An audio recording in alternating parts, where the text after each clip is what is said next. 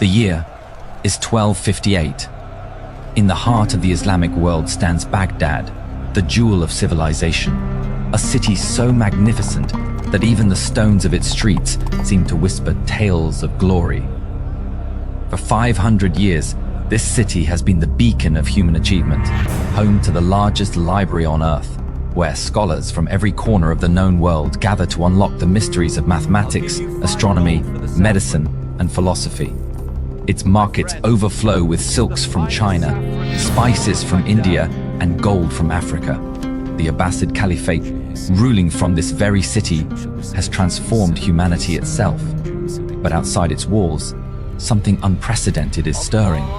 An army unlike any the world has ever seen is marching westward, leaving behind a trail of blood and ash so vast that the earth itself seems to scream. They are the Mongols, and they are coming for Baghdad. What happens next will not merely end a dynasty or conquer a city, it will extinguish the light of an entire age, plunging the Islamic world into darkness for centuries. This is the story of how one city's fall changed the course of human history forever. To understand the catastrophe about to unfold, we must first understand what Baghdad truly was. Founded in 762 by the Abbasid Caliph al-Mansur, Baghdad was not simply built, it was engineered as a statement of divine authority and human ambition. The city was designed as a perfect circle, symbolizing the unity of the Islamic world under one caliph, one representative of God on earth. At its center stood the Golden Gate Palace and the Great Mosque, their minarets reaching toward heaven like prayers made manifest in stone and gold. The city's walls were so thick that 4 horsemen could ride abreast along their tops. These fortifications had never been breached, not in 5 centuries of existence. But Baghdad was more than walls and palaces. It was the intellectual heart of the world. The House of Wisdom, established in the early 9th century, was humanity's greatest repository of knowledge. Here, Muslim, Christian, and Jewish scholars worked side by side, translating the works of ancient Greece, Persia, and India into Arabic. They did not merely preserve this knowledge, they expanded it exponentially. Al-Khwarizmi invented algebra in Baghdad, giving us the very word from his treatise Al-Jabr. Ibn al-Haytham revolutionized optics and laid the foundations for the scientific method itself. The city's hospitals were so advanced that European physicians would not match their sophistication for another 600 years. The streets were lit at night, sewage systems kept the city clean, and public libraries offered free education to anyone who sought it. While Europe languished in what would later be called the Dark Ages, Baghdad shone as proof of what humanity could achieve. By 1258, the city held perhaps 1 million souls within its walls and surrounding districts. The markets never slept. In the book district alone, more than 100 shops sold manuscripts and texts from across the known world. Poets competed in coffee houses where the air was thick with tobacco smoke and intellectual debate. The Tigris River brought constant traffic, ships laden with goods from as far away as China and East Africa. This was not merely a city. This was the pinnacle of human civilization, a place where knowledge was valued above gold, where a scholar commanded more respect than a warrior. But 3,000 miles to the east, a very different civilization had been taking shape. In 1206, a man named Temujin had united the fractious Mongol tribes under one banner and taken the title Genghis Khan, universal ruler. What followed was the most devastating military expansion in human history. The Mongols were not merely conquerors, they were a force of nature, given human form. Born on the harsh steppes of Central Asia, where winters could freeze a man solid in hours and summers bake the earth into cracked clay, the Mongols were bred for survival in conditions that would kill softer peoples.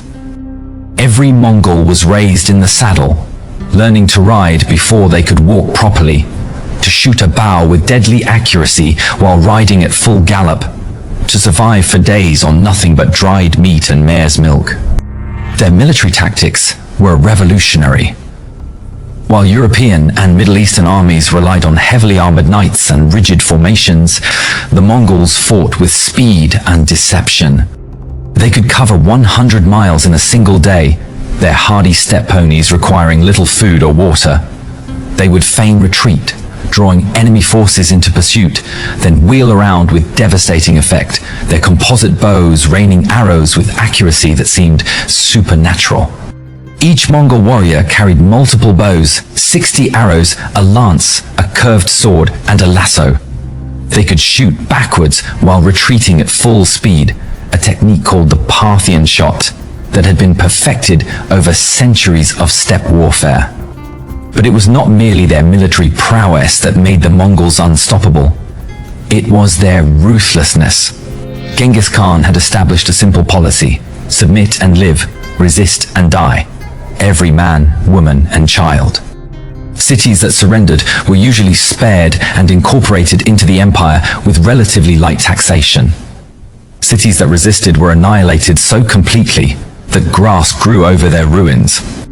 Genghis Khan once said that the greatest happiness was to conquer one's enemies, to pursue them, to deprive them of their possessions, to make their beloved weep, to ride on their horses, and to embrace their wives and daughters. This was not mere rhetoric, it was policy. By 1220, the Mongols had conquered northern China, subjugated Korea, and smashed the Khwarezmian Empire, which had controlled much of Central Asia and Persia. The conquest of Khwarezm was particularly brutal. The Shah had made the fatal mistake of executing Mongol ambassadors, killing some and shaving the beards of others, a deadly insult in both Mongol and Islamic culture. Genghis Khan's response was apocalyptic. Cities like Samarkand, Bukhara, and Merv, each among the greatest in the Islamic world, were reduced to pyramids of skulls. In Merv alone, the Mongols reportedly killed over 1 million people, going house to house to ensure no one survived. Rivers ran red with blood for days. The irrigation systems that had sustained agriculture for millennia were deliberately destroyed, turning fertile lands into desert. Genghis Khan died in 1227, but his empire continued expanding under his descendants.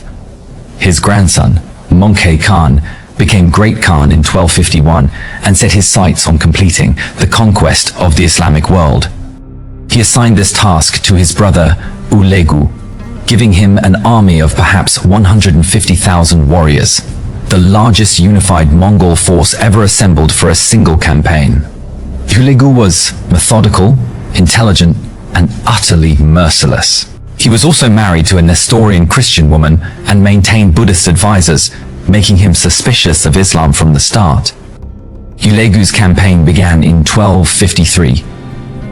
He first targeted the Assassins, the infamous Nizari Ismaili sect that operated from mountain fortresses in northern Persia. These fortresses, built on nearly inaccessible peaks, had been considered impregnable. The Assassins had terrorized the Islamic world for over 150 years, using targeted killings to influence politics. Their very name would enter European. But the Mongols brought Chinese engineers who understood siege warfare on a level the Middle East had never seen. They hauled massive trebuchets, some capable of throwing stones weighing 300 pounds, up mountainsides. They diverted rivers to undermine walls. With the Assassins eliminated, only one major power stood between. Al-Mustasim was the 37th Caliph in an unbroken line stretching back to the Prophet Muhammad's uncle Abbas. For 5 centuries, the Abbasids had been the symbolic head of Sunni Islam, the commander of the faithful. But by 1258, the Caliphate was a shadow of its former power. Real military and political authority had fragmented among various sultanates and emirates. The Caliph controlled little beyond Baghdad itself and its immediate surroundings. Al-Mustasim was more interested in poetry and pleasure than in preparing for war. He was a man of culture, living in an age that demanded steel. In 1257, Hulagu sent ambassadors to Baghdad with a message for the Caliph. The message was characteristically blunt: submit, Dismantle your fortifications, fill in your moat, and pay tribute to the great Khan, or face destruction. Al-Mustasim made the fatal mistake of believing his city's legendary walls and his religious authority would protect him. He was counseled by his vizier, a Shia Muslim named Ibn al-Alqami, who has become one of history's most controversial figures. Later accounts, particularly from Sunni sources, would accuse Ibn al-Alqami of treachery, claiming he deliberately weakened Baghdad's defenses and encouraged the caliph to defy the Mongols, knowing it would lead to the city's destruction. Whether this is true or merely scapegoating remains debated by historians. But what is certain is that Al-Mustasim's response was catastrophically naive. The caliph sent back a message heavy with religious authority but devoid of diplomatic wisdom. He reminded Hulagu that he was the representative of God on earth, that all Muslim rulers would rise to defend him, and that divine punishment would fall upon anyone who attacked a holy city of the caliphate. It was perhaps the worst possible response. The Mongols cared nothing for Allah or any god. They had conquered Buddhist kingdoms, Christian principalities, and Islamic empires with equal ease. To them, the caliph was simply another king who refused to submit. And they knew from their extensive intelligence networks that no Muslim army was coming to save Baghdad. The various sultans and emirs were too divided, too suspicious of each other, and too afraid of the Mongols to unite. In November 1257, Hulagu's army began its march on Baghdad. The force was staggering in its diversity and organization. The corps consisted of Mongol heavy cavalry, warriors who had trained their entire lives for war, each capable of living in the saddle for weeks. Behind them came auxiliary forces, Turkish cavalry, Persian infantry, Armenian and Georgian Christian troops, eager for revenge against their Muslim overlords, and Chinese engineers with their siege engines. The army also included a massive logistical train. Unlike European armies, which often lived by pillaging the lands they crossed, the Mongol army was supplied through a sophisticated system of depots and relay stations. They brought siege equipment that had been disassembled for transport and would be reconstructed outside Baghdad's walls. The Mongols approached Baghdad from multiple directions simultaneously, a classic strategy designed to prevent the besieged from concentrating their forces. Hulagu himself commanded the main army approaching from the west. His general Baiju led forces from the north, while other contingents came from the east and south, creating a complete encirclement. As they advanced, they drove thousands of civilians before them, creating a refugee crisis that would strain Baghdad's resources even before the siege proper began. Al-Mustasim finally understood his peril.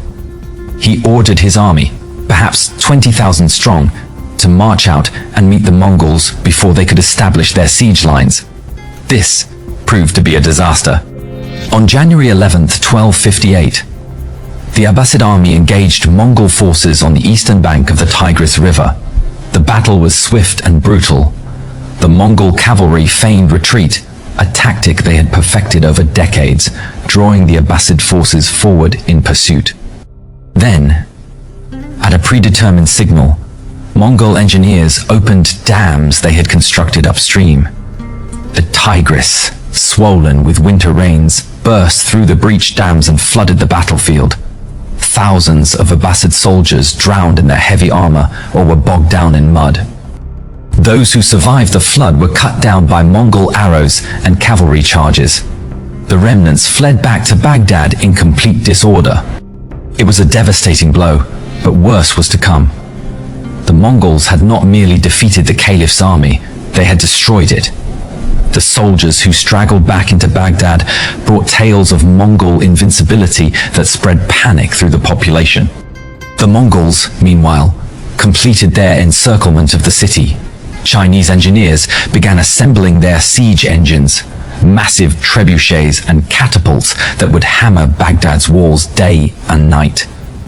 Mongol cavalry patrolled constantly, ensuring no one could escape and no reinforcements could enter. Inside Baghdad, the reality of the situation finally penetrated al-Mustasim's consciousness. He sent new emissaries to Hulagu, offering tribute and submission, but it was too late. The Mongol prince had been insulted by the caliph's initial response.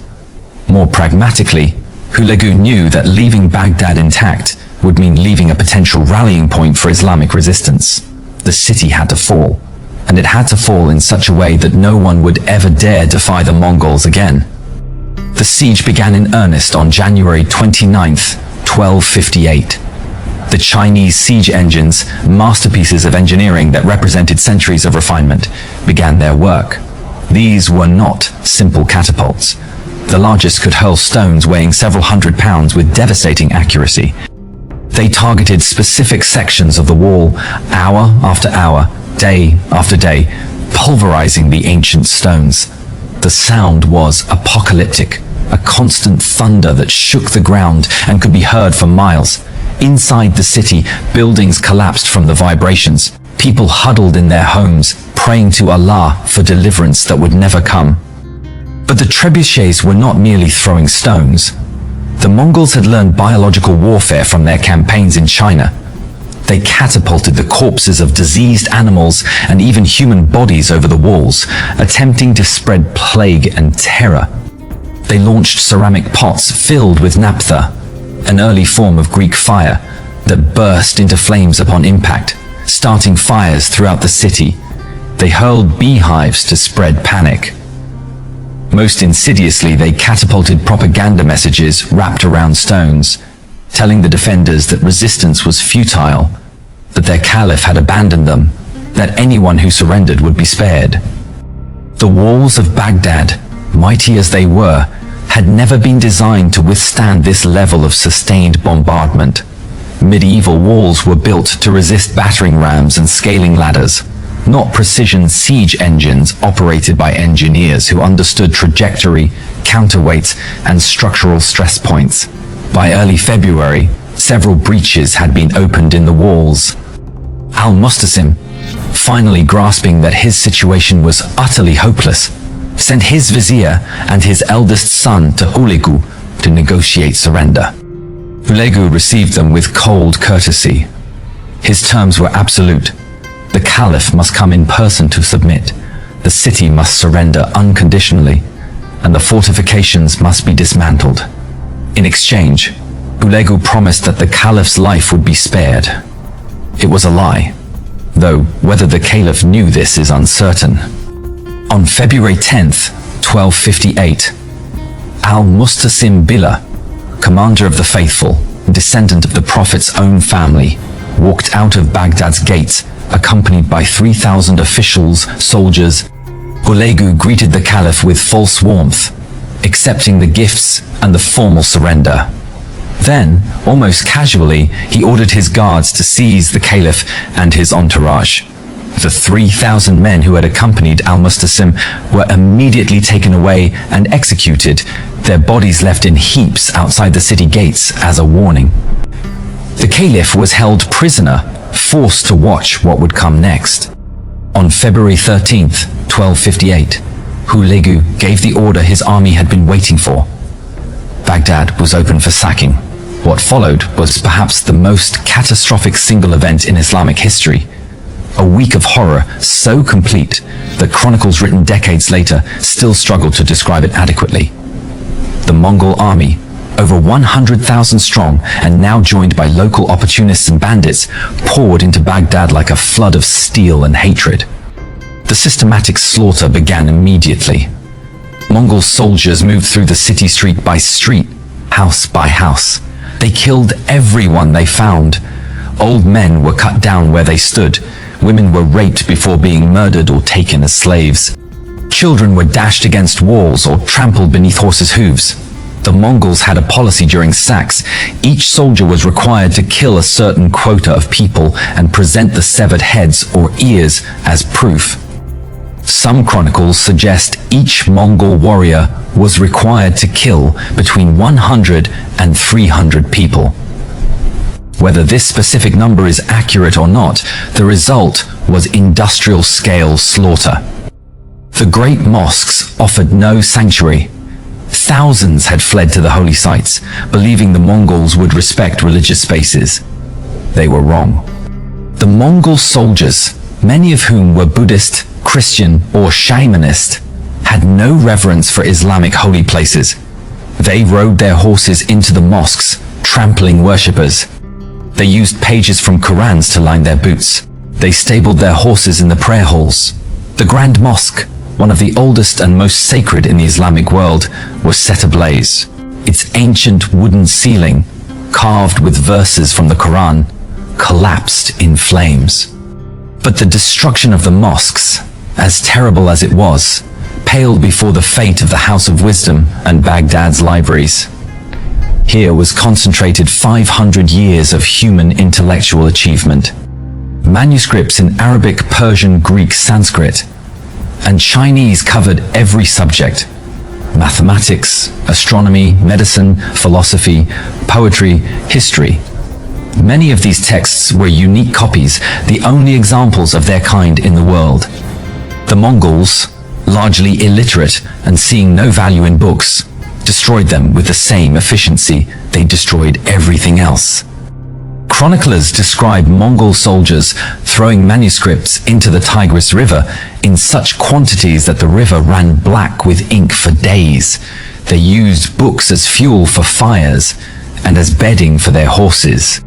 The House of Wisdom, that great library that had preserved and expanded human knowledge while Europe forgot how to read, was burned to the ground. With it went works we will never recover. Advanced mathematical treatises, astronomical observations, medical texts that would not be rediscovered for centuries. The loss to human civilization was incalculable. Imagine if every university and library in the modern world were simultaneously destroyed, taking with them all their accumulated knowledge, and you begin to grasp the magnitude of what was lost. The plunder was systematic and thorough. Mongol soldiers stripped every building of anything valuable. Gold, silver, jewels, fine carpets, ceramics, weapons, everything was taken. What could not be carried was destroyed. The great markets, where merchants from across the known world had traded for centuries, were reduced to ash. The palaces of the nobility were stripped to bare walls, then burned. The city's infrastructure, its hospitals, its schools, its public fountains, all were smashed beyond recognition. The death toll remains debated by historians, as exact numbers are impossible to verify from medieval sources. Contemporary chroniclers, writing in the immediate aftermath, give estimates ranging from 200,000 to 1 million dead. Modern historians generally estimate the death toll between 200,000 and 800,000, acknowledging the immense difficulty of determining accurate numbers. What is certain is that Baghdad's population was reduced by at least 70 to 90%. A city of perhaps 1 million souls was reduced to perhaps 100,000 traumatized survivors. The Tigris River, that ancient waterway that had sustained Mesopotamian civilization for 4,000 years, became a river of corpses. Bodies were stacked so high along its banks that they formed dams, causing the water to change course.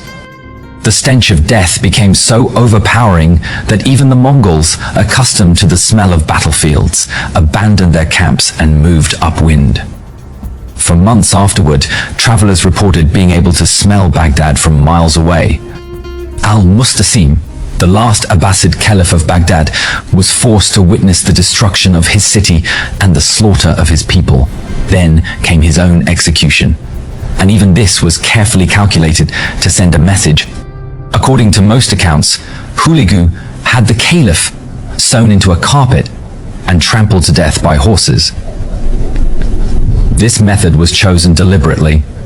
Mongol superstition held that it was unlucky to spill royal blood on the ground, as it would anger the sky god, Tengri. By crushing the caliph to death without spilling his blood, the Mongols showed their contempt for his royal status while technically observing their own taboos. Other accounts suggest he was locked in his treasury and left to starve to death surrounded by his useless gold, a morality tale about the futility of wealth. Whichever method is true, the symbolism was the same. The Caliph, who had claimed divine protection, died helpless and humiliated. With al-Mustasim's death ended a dynasty that had ruled for over 500 years. The Abbasid Caliphate, which had presided over Islam's greatest achievements, was finished. A survivor from the family would later establish a shadow caliphate in Cairo under the protection of the Mamluk Sultanate. But it would be a purely ceremonial position, devoid of real power. The age when the Caliph commanded the respect and obedience of the Islamic world was over forever. The psychological impact of Baghdad's fall on the Islamic world cannot be overstated. For 5 centuries, Muslims had grown accustomed to triumph. Islam had spread from Arabia to Spain, from Morocco to India. Muslim armies had seemed invincible, protected by Allah. Muslim civilization had outshone all others in art, architecture, science, and philosophy. And at the center of this Islamic world stood Baghdad, proof of God's favor. Now it was gone, erased in a week by pagans and infidels. Cities can be rebuilt, walls can be repaired, but knowledge, once lost, is gone forever. The books burned in Baghdad's libraries, the scholars killed in its streets, the scientific traditions interrupted by the Mongol invasion. These losses resonated through history, affecting the development of human civilization in ways we are still discovering. The story of Baghdad's fall is ultimately a reminder of civilization's fragility. For 500 years, Baghdad had stood as proof that human beings could create something transcendent, a society where knowledge was valued, where people of different faiths could work together, where learning and culture flourished. The Mongols proved that all of this could be erased in a week.